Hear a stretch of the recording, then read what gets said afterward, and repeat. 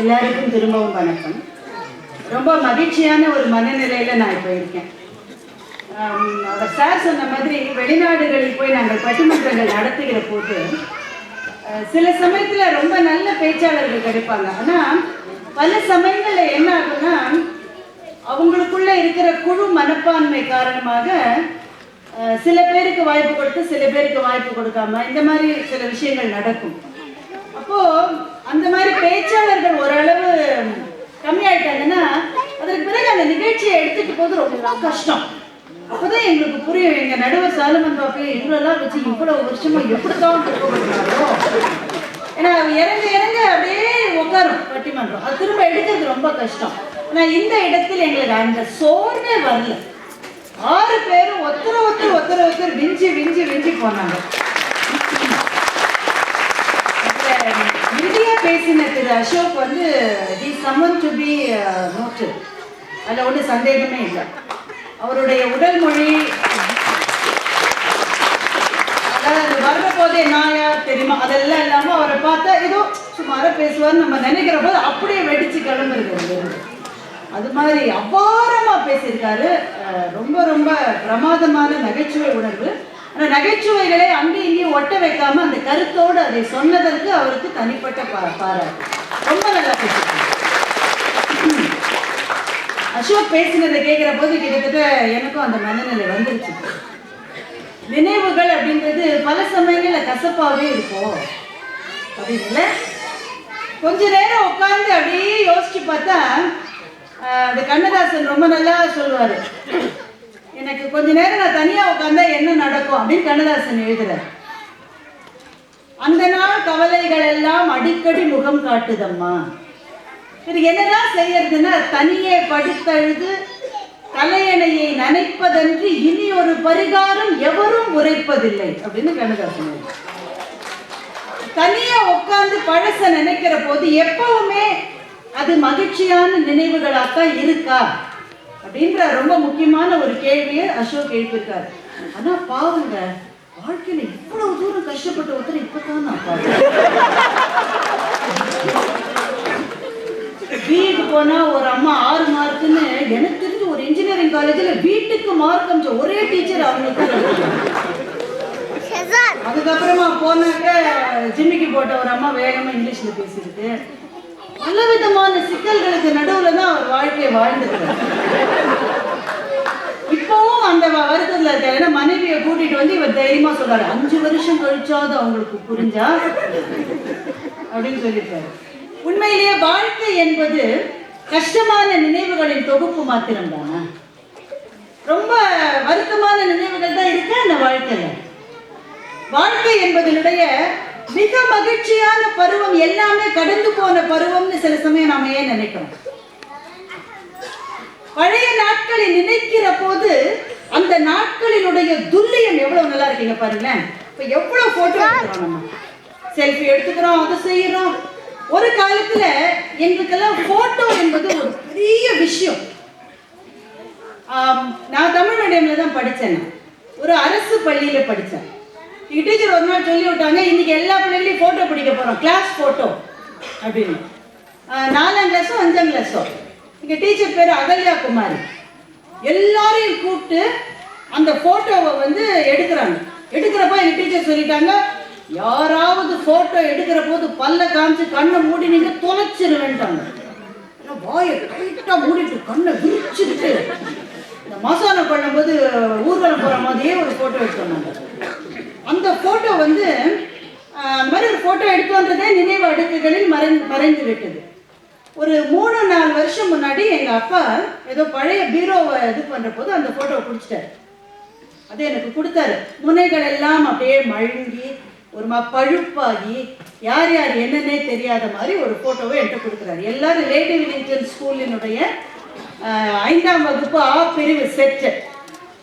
அதில் வந்து உச்சிக்குடிமை வச்ச நீரஜாக்கும் அகல்யா குமாரி டீச்சருக்கும் நடுவில் நிற்கிறது தான் நான். அதை பார்த்த உடனே அப்படியே அந்த இளையராஜாவுடைய சாங் ஆரம்பிக்கிறதுக்கு முன்னாடி ஒரு வயதில் அப்படியே குபீர்னு கிளம்புங்க. அந்த மாதிரி மனசுல இருந்து ஒரு மகிழ்ச்சி ஊற்று எனக்கு கிளம்பிச்சு பாருங்க. நாள் முழுக்க நான் சந்தோஷமா இருந்தேன்.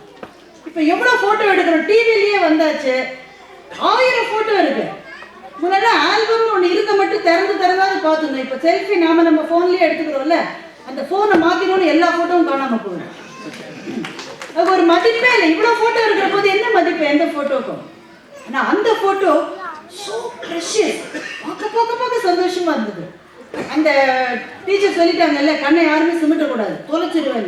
இந்த கண்ணை திறந்துட்டு இருக்கிற போது அந்த கேட்ட கேமராவினுடைய கிளிக் இன்னமும் துல்லியமாக என் காதுகளில் ஒலித்துக் கொண்டே இருக்கு. பெரிய சம்பவம். போட்டோ பிடிச்சிட்டோம் இல்ல, நாங்க பெரிய சம்பவம். எப்படிங்க ஒரு சின்ன போட்டோ இவ்வளவு சந்தோஷத்தை தர முடியுமா? நம்முடைய அன்றாட வாழ்க்கை என்பது பெரும்பாலும் போராட்டங்கள் நிரம்பியதாகவே இருக்கிறது. பல பேரை திருப்தி பண்ண வேண்டும்.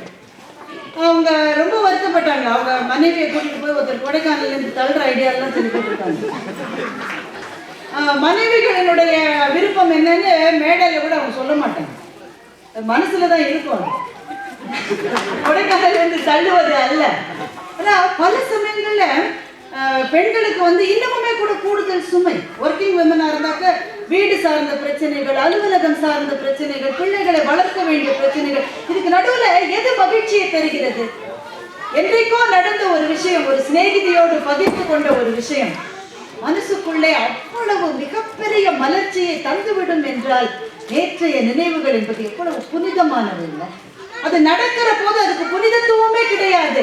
ஆனால் பல்லாண்டுகள் கழித்து அதை நினைத்து பார்க்கிற போது அந்த நினைவுகள் ஒரு புனிதத்துவத்தையே அடைந்து விடுகின்றன. என்னுடைய அம்மாவோடு நான் கழித்த அந்த நாட்கள், எங்க அப்பாவோடு கை கோர்த்து நடந்து போன அந்த நாட்கள், அந்த கை விரல் எங்க அப்பாவுக்கு நல்ல பருமனா இருக்கும். அதை பிடிச்சிட்டு நடக்கிறது அவ்வளோ சுகமா இருக்கும். எங்க அப்பா ஒரு ஸ்கூல்ல ஹெட்மாஸ்டர் இருந்தார். அவர் பிட்வீன் த இயர் ஒரு பையனுக்கு அட்மிஷன் கொடுத்தாரு. அதாவது மிடில் ஆஃப் த இயர்ல பொதுவாக அப்படி கொடுக்க மாட்டாங்க. அதுக்கு பரிசா அவங்க வீட்டிலேருந்து 3 மாம்பழ கூடையை அவங்க கொண்டு வச்சிருந்தாங்க. நாங்க ஜென்மத்தில் அதெல்லாம் பார்த்ததுல 3 கேட்பரிஸ் சாக்லேட் வேற. நானும் எங்க 2 அக்காவும் எங்க அம்மா எங்க இப்படி பிடிச்சிருக்காங்க. ஏன்னா விட்டா நாங்க குதிச்சிருவாங்க, இப்படி பிடிச்சிருக்காங்க. எங்க அப்பா நடந்து வர்றாரு, குளிச்சுட்டு டவல் கட்டிட்டு நடந்து வர்றாரு. நல்ல கருப்பா இருப்பாரு எங்க அப்பா, திருநெல்வேலி கருப்பு. அப்படி வராரு. அந்த கூடை பார்த்தோன்னா அந்த காது மாட்டு செவக்குது, ப்ரொஃபைல்ல தெரியுது. கூட யார் எடுத்துட்டு வந்தது? இல்ல ஒரு அன்பளிப்பு. கூட எடுத்துட்டு ஓடி போதுன்னா அட்மிஷனை கேன்சல் பண்ணிடுவேன்றாரு அப்பா. அந்த சாரி சார்னு கூட எல்லாம் எடுத்துட்டு ஓடிட்டார். அன்னைக்கு அழுதோம் பாருங்க. நாங்க இவரு வாங்கி தர மாட்டாரு மனுஷன். யாராவது கொடுத்தாலும் போகும்போது அந்த ஆளு கேட்பரிஸ் சாக்லேட்டை நோக்கத்துக்கு வச்சுட்டு போறாரு. கூப்பிடுறாரு நாட்டாம அந்த ஸ்டைல்ல சாக்லேட் எடுத்துட்டு போ, மறந்துடக்கூடாது. அந்த ஆள் 3 சாக்லேட் வேற எடுத்துட்டு போய் கெடுத்து அப்படி அழுதோம் அன்னைக்கு. இவ்வளவு நாள் கழித்து அதை நினைத்து பார்க்கிற போது எனக்கு அழுகையா வருது. சிரிப்பு, சந்தோஷம். எங்க அப்பா இவ்வளவு உயர்ந்த மனிதர் இல்ல. என்னுடைய வேலையை நான் செய்வதற்கு நீ எனக்கு அன்பளிப்பு கொடுத்தால் அதை எச்சில் நிலையில் சாப்பிடுவதற்கு சமானங்கிற பெரிய பாடத்தை எங்க அப்பா எனக்கு சொல்லியிருக்கார். நடக்கிற போது ஏதோ ஒரு விதத்தில் வேதனையை கொடுத்த விஷயங்கள் கூட நாள் கழித்து நினைத்து பார்க்கிற போது அப்படியே பூவா மலருது. எப்படிங்க அது? எப்படி அது? இளையராஜாவுடைய பாட்டை கேட்கிறோம், கேட்ட விட பாட்டு மாத்திரமா கேட்கிறோம்னு நினைக்கிறீங்க? ஆத்தாடி இள மனசு ஒண்ணு ரெக்க கட்டி பறக்குது சுகந்தானான்ற பாட்டை கேட்கிற போது அநேகமா முதலில் செய்த காதலை எல்லாரும் நினைச்சு பார்த்துக்கிறோம். எப்படிங்க ஒரு பாடல் நேற்றைய காதலை நினைவுபடுத்துகிறது. அந்த காதல் ஒண்ணுமே இல்லாம கூட போயிருக்கலாம், ஆனா அது தந்த ரம்யமான அந்த பிரியத்தை மனசு நினைவில் வைத்திருக்கிறது. நினைவு அடுக்குகள் எல்லாம் இருக்கு. அன்றைக்கு அம்மா செஞ்சு போட்ட ஒரு சாப்பாட்டினுடைய சுவை இன்னமும் நம்முடைய நினைவு அடுக்கில் இருக்கு. என்ன 5 ஸ்டார் ஹோட்டல்ல என்ன சாப்பிட்டாலும் நல்லா இருந்தது, என்னால எங்க அம்மா செய்யற பொரியல் மாதிரி வராது அப்படின்னு நம்ம ஒவ்வொருத்தரும் சொல்றோம். அம்மா செஞ்ச பொரியலை கடைசியா எடுத்து சாப்பிட்டோம்.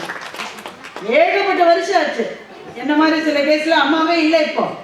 ஆனா அந்த பொரியலினுடைய சுவையை மூளை ஏதோ ஒரு நினைவு அடுக்கில் பதிந்து வைத்திருக்கிறது. எடுத்து சுவைக்கிற போது அது வற்றாத பேரின்பத்தை தருகிற ஜீவ நதி மாதிரி என்னுடைய வாழ்க்கையை வளப்படுத்தி கொண்டே இருக்கிறது. நினைவுகள் மாத்திரம் இல்லைன்னா வாழ்க்கை வெறும் பாலை. பாலைவனத்துல பயணம் செய்யறவன் கூட அவனுக்கு எது வந்து சக்தியை தருதுன்னா அவன் நினைச்சு பார்க்கறான். நேற்றைக்கு அவன் வாழ்ந்த வாழ்க்கையினுடைய இனிமைதான் அவனுக்கு அந்த நேரத்தில் அவனை உயிர்ப்போடு வைத்திருக்கிறது. நினைவுகள் ரொம்ப ரொம்ப ரொம்ப ஸ்பெஷலானது. எந்த காரணம் கொண்டும் நினைவுகளை வந்து நம்ம குறைத்து மதிப்பிடக்கூடாது. அதுதான் ஒரு மனிதனை உயிர்ப்போடு வைத்துக் கொண்டே இருக்கிறது. நம்முடைய பழமையோடு நமக்கு இருக்கிற தொடர்பு இருக்கிறதே அது பிரம்மாண்டமானது.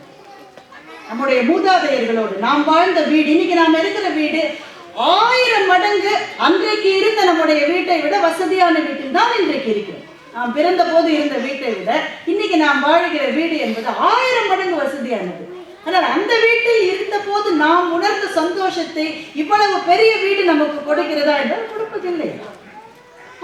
நீங்க ஒவ்வொருத்தருக்கும் தனித்தனி ரூம் இருக்கு, தனித்தனி பெட் இருக்கு, அட்டாச் பாத்ரூம் இருக்கு, எல்லாம் இருக்கு. ஆனா அன்னைக்கு கசின்ஸ் எல்லாம் வந்துட்டாக்க தலைகாணி கிடையாது, பெட்ஷீட் இருக்காது. அம்மாவுடைய புடவையை விரிச்சு படுத்துப்போம். இந்த அம்மாவுடைய புடவை அந்த முந்தானைக்குன்னு ஒரு வாசனை இருக்கும். லேசா சாம்பார் வாசனை அடிக்கும், லேசா மஞ்சள் வாசனை இருக்கும். அழுத தம்பியினுடைய முகம் துடைத்த கண்ணீர் வாசம் கூட அந்த புடவையிலே இருக்கும். என்ன சுகமா இருந்தது இல்ல? இன்னைக்கு ரொம்ப நல்ல சாஃப்ட் பில்லோல தான் படுத்திருக்கோம். இருந்தாலும் அந்த புடவையில கட்டாந்தரையில படுத்த அந்த சுகம் வரலையே. கட்டாந்தரையில் வெறும் கையை வைத்து படுத்த போது வந்த தூக்கம் இன்னைக்கு வரலையே. அப்போ நினைவுகள் என்பது என்னன்னா பழமையோடு நமக்கு இருக்கிற ஒரு பாலம். நமக்கு எப்ப சோர்வு இருந்தாலும் அந்த பாலத்துல போய் போய் பழமையை தொட்டு தொட்டு திரும்பி வருகிற போது நாம் இன்றைய வாழ்க்கையை வாழ்ந்து விடுவதற்கான சக்தியை தெம்ப எப்படியோ கொடுத்துருவோம்.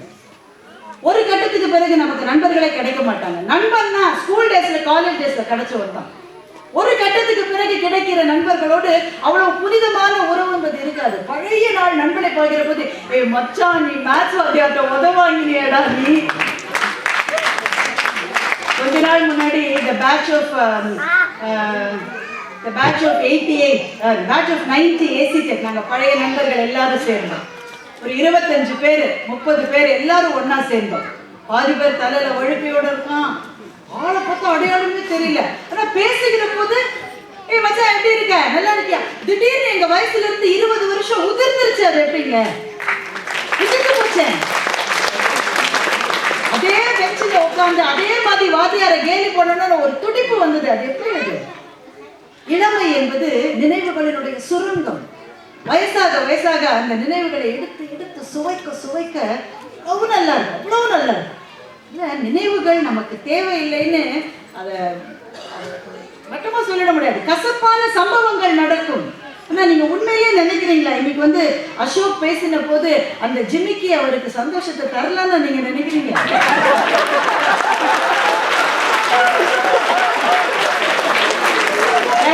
சந்தோஷமே தராத ஒண்ண மனுஷன் 20 வருஷமா எப்படி சார்? ஒருத்தர் கூட என்ன சொல்லல எனக்கு வந்து கல்யாணம் இப்படின்னு ஒருத்தராவது எனக்கு சொல்லியிருக்க கூடாதா அப்படின்றாரு. கல்யாணம் என்று எப்படி மெட்டீரியலைஸ் ஆச்சதுக்கு வேற விஷயம். ஆனா கல்யாணத்துக்கு நீங்க தயாரானது போது உங்களுடைய மனநிலையை நீங்கள் மறந்திருக்க மாட்டீர்கள் அசோக். இவ்வளவு சந்தோஷமா தயாராயிருக்கீங்க. எல்லா ஆண்களும் நாம அழகாயிடுவோன்ற நம்பிக்கையிலேயே கல்யாணத்துக்கு கொடுத்துக்கிறாங்க. பெரிய விஷயம் இல்ல அது. கல்யாணத்துக்காக தயாரான போது கையில மெகந்தி வச்ச ஞாபகம் ஒவ்வொரு பெண்ணுக்கும் யாருக்குமே அது மறக்காது. இந்த கல்யாணத்தன்று அந்த காலையில இருந்து ஒரு மாதிரி ஒரு ஒரு சின்ன ஒரு குழப்பம். ஏன்னா புது வீட்டுக்கு போறோம். அதே நேரத்துல ஒரு மகிழ்ச்சி. அந்த மனநிலையை எந்த பெண்ணுமே மறக்க முடியாது. பிறகு என்ன ஆனது என்பதல்ல, ஆனால் அதற்கு தயாரான போது இருந்த மனநிலை இருக்கிறது, அது நிச்சயம் மகிழ்ச்சி தான். அது பட்டிமன்றத்துக்காக அவருடைய பேச்சு திறமையாக அப்படி சொல்லிட்டாரே தவிர கல்யாணத்துக்கு முந்தின நாள் அசோக் நிச்சயம் சந்தோஷமா தான் இருந்திருப்பார். அதை கூட பகிர்ந்து கொண்டார். இப்படி அவர் பேசிய பிறகும் வீட்டுக்கு போய் ரொம்ப நல்லா பேசுனீங்க நீங்க சொல்லுகிற மனைவி அமைய பெற்ற அவர் இப்போதும் சந்தோஷமாகத்தான்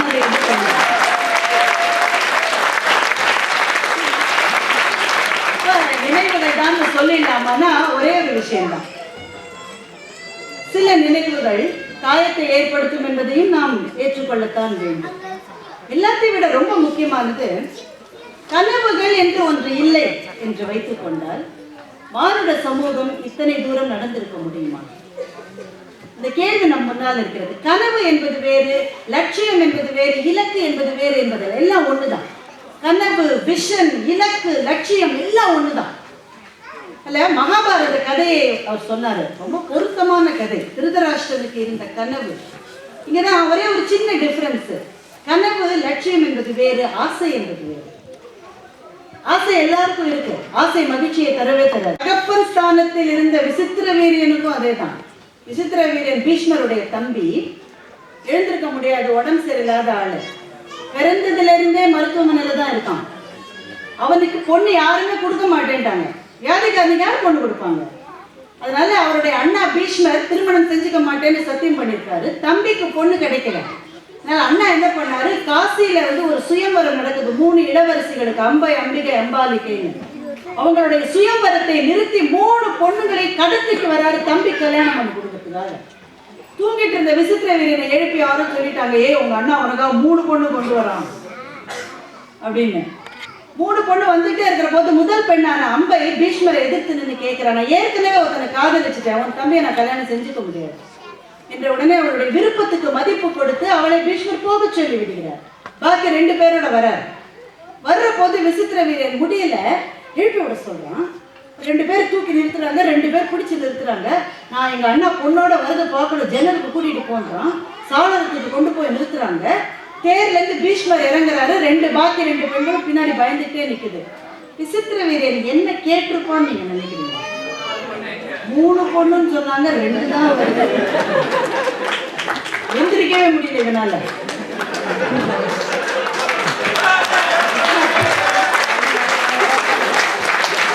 ஆசை வேறு, கனவு வேறு. திருதராஷ்டிரனுக்கும் விசித்திர வீரனுக்கும் இருந்தது ஆசை, கனவு அது அல்ல. அப்துல் கலாம் சொன்னார், தூக்கத்திலே வருவதல்ல கனவு, எது உன்னை தூங்க விடாமல் செய்கிறதோ அதுதான் கனவு என்று. கனவுகள் நம்மை தூங்க விடாமல் செய்கிறது. இன்னைக்கு சக்தி நீங்க இருக்கிற ஒரு பெண்ணோட நான் பேசிட்டு இருந்தேன். நம்ம ஊர் பொண்ணு இங்க இருக்காங்க. கேன்சரை பத்தி ரிசர்ச் பண்ணிட்டு இருக்கேன்னு அவங்க சொன்னாங்க. ரிசர்ச் சயின்டிஸ்டோட வாழ்க்கையை பற்றி நினைச்சு பாருங்க. எதுக்காக அவங்க அவ்வளவு முயற்சி செய்யறாங்க? ஏதோ ஒரு கனவு இல்ல. ஒரே ஒரு விஷயம் தான் அந்த ரிசர்ச்ல. இப்போ நம்ம எடுத்துக்கிற கீமோ தெரப்பி எல்லாம் கேன்சருக்கு கொடுக்கிற போது இந்த கீமோ எல்லாம் நல்ல செல்ஸையும் சேர்த்து அழிச்சிருது. இது கேன்சர் செல்ஸோ அதை மாத்திரம் அழிக்காம நல்ல செல்ஸையும் அழிக்குது. இத்தனை விஞ்ஞானிகள் உலகம் முழுக்க ஆராய்ச்சி செய்கிறார்கள். எதற்கு?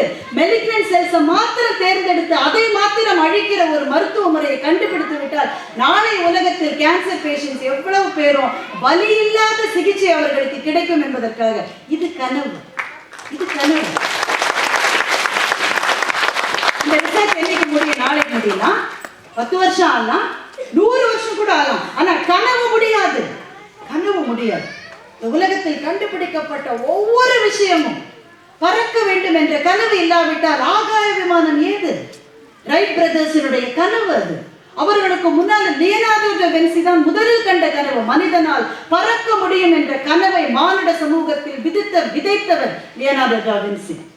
டாவின்சிக்கு பிறகு 400 வருஷம் கழிச்சு வந்த ரைட் பிரதர்ஸ் தான் அதற்கான ஒரு கட்டமைப்பை ஏற்படுத்தினார்கள். பறவையை கண்டான், விமானம் படைத்தான். பாயும் நீரில் கப்பலை கண்டான். எதிரொலி கேட்டான், வானொலி படைத்தான் என்று கவிஞர் கண்ணதாசன் எழுதுகிறார். ஒவ்வொரு கண்டுபிடிப்பும் ஒரு கனவிலிருந்து செழித்து கிளம்பியது. நீங்க எல்லாரும் இங்க வந்திருக்கீங்க. வருகிற முதல் நாள் எல்லாருமே சந்தோஷமா தான் வந்தீங்களா? இல்ல இல்ல, பழைய நினைவுகள் உங்களை இழுத்தது. வீட்டை விட்டு போகணுமா, அம்மா அப்பாவை விட்டுட்டு போகணுமா, தெரியாத ஊரு, புரியாத பாஷை, இதுக்காக இங்க இருக்கணும். ஜாப்பனீஸ் அவர் சொன்னாரு, கடைசி சொட்டு ரத்தத்தையும் எடுத்துட்டு தான் விடுவாங்க. நம்ம ஊர்ல அந்த பிரச்சனையே கிடையாது. நம்ம அப்ரைசல்னு ஒண்ணு நடக்கும். அப்ரைசல்னு ஒண்ணு நடந்த உடனே நமக்கு 3 தான் கொடுத்துருக்காங்கன்னு வைங்க. இப்ப வீட்டுல போய் சொல்லுவீங்க நீங்களா. உடனே இந்த வீட்டுக்கார அம்மா சொல்லும், உங்களுக்கா 3 கொடுத்தாங்க, நாசமா போகும். மனசுக்குள்ள நினைச்சிட்டு இதுவே ஜாஸ்தி. எது நடந்தாலும் நம்ம மண்ணுல கால் வச்சிருக்கிற மட்டும் அது பயமாவே இல்லைல்ல. நம்ம ஊர் தானே, வீட்டுக்கு எழுது. புது ஊரில் என்ன நடக்குமோ என்ற பயம்.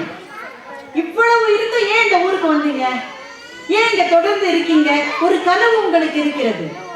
இந்த மாதிரியான ஒரு வாழ்க்கை தரம், இந்த மாதிரியான என்னுடைய வேலைக்கு மரியாதை கொடுக்கிற ஒரு சமூகம், நாளைக்கு என்னுடைய பிள்ளைகளை இந்த மண்ணில் எழுந்து நிறுத்திவிட முடியும் என்று நீங்கள் காணுகிற கனவுதான் இந்த மண்ணில் உங்களை தொடர்ந்து இருக்க வைத்திருக்கிறது.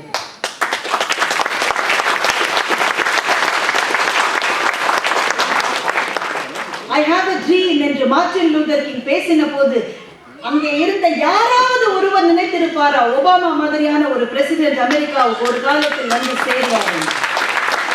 But he had a dream. Martin Luther கிங்கினுடைய ஒரு கனவு, கருப்பர் சமூகமும் எழுந்து நிற்க முடியும் என்று அவர் கண்ட கனவு. காந்தியடிகள் இந்தியாவுக்கு வந்து 100 வருஷம் இப்போது முடிந்திருக்கிறது. சவுத் ஆப்பிரிக்காவின் இந்தியா மண்ணுக்கு வந்த போது பிரிட்டிஷார் இங்கு அவ்வளவு கால் பதித்து நின்றிருந்தார்கள். இந்த தேசத்துக்கு விடுதலை கிடைக்கும் என்று யாரும் நினைக்கவில்லை. ஆனால் அவருக்குள்ளே ஒரு கனவு இருந்தது, இந்த மண்ணும் சுயமரியாதையோடு எழுந்து நிற்க முடியும் என்று காந்தியடிகளுக்கு ஒரு கனவு. கனவு என்பது பயத்தை தருது, பதட்டத்தை தருது, தரும் தந்தான் கனவு. நான் வந்து வானத்துல பறந்து போனேன், தேவதைகள்லாம் எனக்கு விசிறி வீசினாங்க, இதெல்லாம் கனவு லிஸ்ட்லயே சேர்த்து கிடையாது. நானும் என் குடும்பமும் என் சமூகமும் நாளைக்கு எப்படி உயரப் போகிறோம் என்று லட்சிய வெறி கொண்ட ஒவ்வொருவனுக்குள்ளும் இருக்கிற கனவுதான் மனித சமுதாயத்தை இவ்வளவு தூரம் மேலே கொண்டு சென்றிருக்கிறது. அதுதான் மகிழ்ச்சி, அதுதான் சந்தோஷம். ராஜா சார் பேச ஆரம்பிச்சப்போ ரொம்ப அழகா சொன்னாரு, மொழி போராட்டம் முடிந்த 50 வருஷங்கள் நிறைவடைந்திருக்கிறது. இந்த 50 வருஷத்துல என்ன மாற்றம் என்றால், மொழி போராட்ட தியாகிகள் பல பேரு, அவர்களுடைய பேரன் பேத்திகள் இன்றைக்கு எங்க வேணா இருக்கலாம். மொழி போராட்டத்துக்காக ஜெயிலுக்கு போனவங்க தான் அவங்க. ஆனா அவங்களுடைய பேரன் பேத்திகளில் பல பேருக்கு தமிழ் எழுதவோ படிக்கவோ தெரியாது. அதுதான் நிதர்சனம். அதுதான் கட்டிடங்களில் தமிழ் வாழ்கன்னு எழுதி வச்சிருக்கோம். ஆனா உண்மையிலேயே தமிழை வளர்க்கவும் வாழ்த்தவும் நாம் என்ன செஞ்சோம் என்பது ஒரு கேள்வியாக இருக்கலாம். ஆனா நேற்றைக்கு எங்களுடைய பாரதி ஒரு கனவு கண்டான்.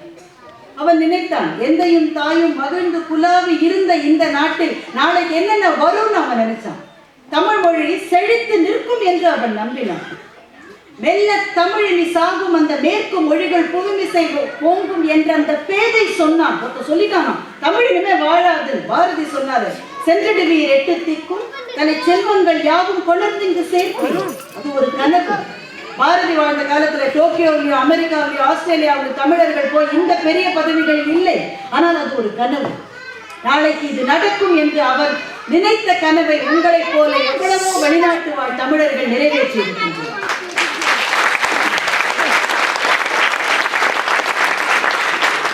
அது மகிழ்ச்சி இல்லையா? இலக்கியத்துல நீங்க எடுத்துட்டா ஆண்டாள் கண்ட கனவு மிக அருமையான ஒரு பாசுரத்தை நமக்கு கொடுத்தது. அவங்களுடைய நாச்சியார் திருமொழி பாடல் முழுவதும் சரி, வாரணமாயிரம் சூழ வலம் வந்து என்று அவர் கண்ட கனவு இலக்கியமாக மலர்ந்தது. கலை, கலாச்சாரம், விளையாட்டு, மனித சமூகத்தினுடைய வாழ்க்கையின் முன்னேற்றம், அறிவியல், எதை நீங்க எடுத்துட்டாலும் சரி, தனிப்பட்ட சிலரின் கனவுகள் தான் நம்ம இந்த அளவு விளிம்புக்கு கொண்டு வந்திருக்கிறது. சந்திர மண்டலத்தில் கால் வைக்க முடியும் என்பது ஒரு கனவு. இந்தியா செவ்வாய்க்கு ராக்கெட் அனுப்பும் என்பது யாரோ ஒரு விஞ்ஞானியினுடைய கனவு. இன்னைக்கு நம்முடைய பிரதமர் பேசுகிற போது அகமதாபாத்ல 1 கிலோமீட்டர் போறதுக்கு 10 ரூபாய் ஆட்டோல, ஆனா நாங்க மங்கல்யான் அனுப்பிச்சிருக்கோமே அதுக்கு அதை விட கம்மியான செலவு என்று அவர் உலக அரங்குகளில் சொல்லுகிற போது அது யாரோ ஒரு விஞ்ஞானியுடைய கனவு. ஒவ்வொரு கனவும் சிறப்பான கனவும் மனித சமூகத்தை மேம்படுத்தி இருக்கிறது. நினைவுகள் நமக்கு ரொம்ப தேவை. ஆனால் தனிப்பட்ட மனிதர்களுக்கு நினைவுகள் சந்தோஷத்தை தருகிறது. ஆனால் மானுட சமூகம் முழுவதும் வளர்ந்து எழுந்து நிற்பது கனவுகளால் தான் என்று பார்க்கிற போது கனவுகள் இன்னமும் புனிதமானவையாக, தூய்மையானவையாக ஆகிவிடுகின்றன. இவர் என்ன தீர்ப்பு சொல்ல போகிறார் என்பது இந்த நிமிஷம் வரை எனக்கு தெரியாது. நாட்டாம தீர்ப்பை மாத்துன்ற மாதிரி அவர் மாற்றலாம். சில தீர்ப்புகள் திருத்தி எழுதவும் படலாம். ஆனால் என்னை பொறுத்தவரை நினைவு என்பது கண்ணாமூச்சி விளையாடுற போது தாய்ச்சியை போய் தொட்டுட்டா நம்ம அவுட் ஆக மாட்டோம். இந்த கண்ணை பொத்தும் இல்லை ஒரு பொண்ணு, அதை போய் தொட்டுட்டா அவுட் இல்லை.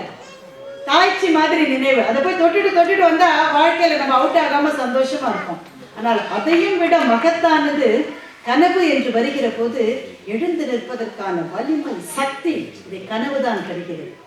எல்லாமே வேணாமா, முடியலப்பா என்று நான் சோர்ந்து உட்காருகிற போது என் பொண்ணு என்கிட்ட வந்து, அம்மா நான் வந்து நாளைக்கு ஒரு பெரிய ரிசர்ச் சயின்டிஸ்டாக வரணும்னு நினைக்கிறேன்மா, அதுக்காக நான் என்னம்மா செய்யணும்னு கேட்கிற போது என்னுடைய கனவுகள் திரும்பவும் முளைவிட ஆரம்பிக்கின்றன.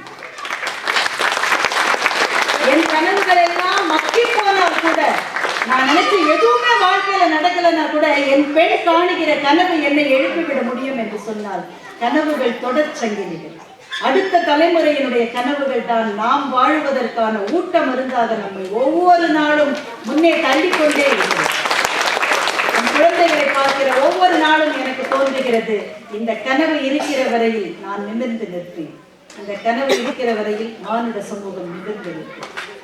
எனவே அன்பான நண்பர்களே, நினைவுகள் ரொம்ப மகிழ்ச்சியானவை, ஆனால் மானுட சமூகத்தை நிமிர வைத்த கனவுகள் அதைவிடவும் மகிழ்ச்சியானவை என்று சொல்லி இந்த மிகச்சிறந்த வாய்ப்பை எங்களுக்கு கொடுத்த உங்கள் அத்தனை பேருக்கும் நன்றி சொல்லி